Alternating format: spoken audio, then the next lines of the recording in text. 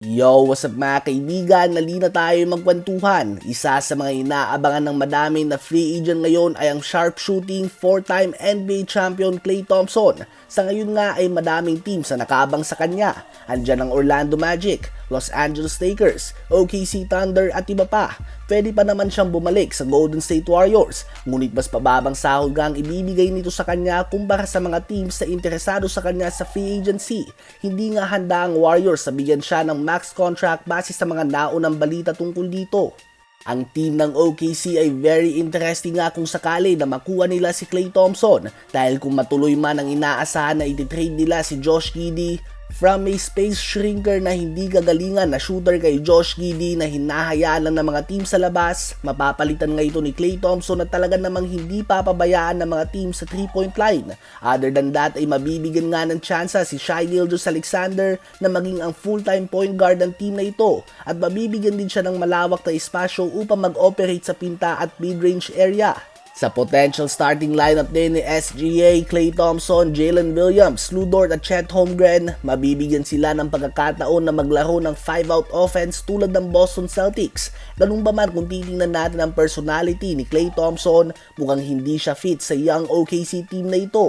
Hindi din siya ang vocal veteran leader na kailangan nila. Posibleng maging hadlang din ito sa development ni Isaiah Joe bilang isang shooter.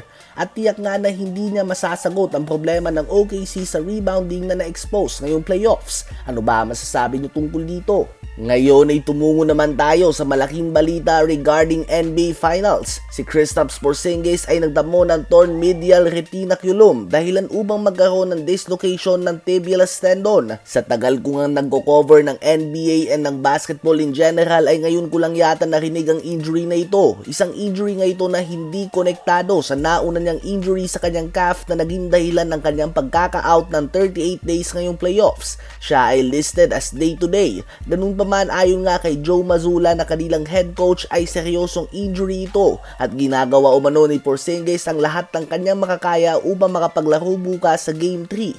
Sa ngayon nga ay 50-50 pa ang chance ni KP na maglaro sa next game at hindi na nakakagulat kung ipagpapahinga niya ang next game or 2.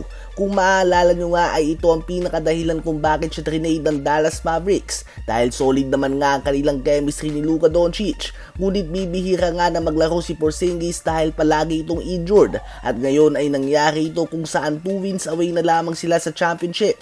Isa nga itong pagkakataon para sa Mavs na mag-take advantage at makakuha ng panalo.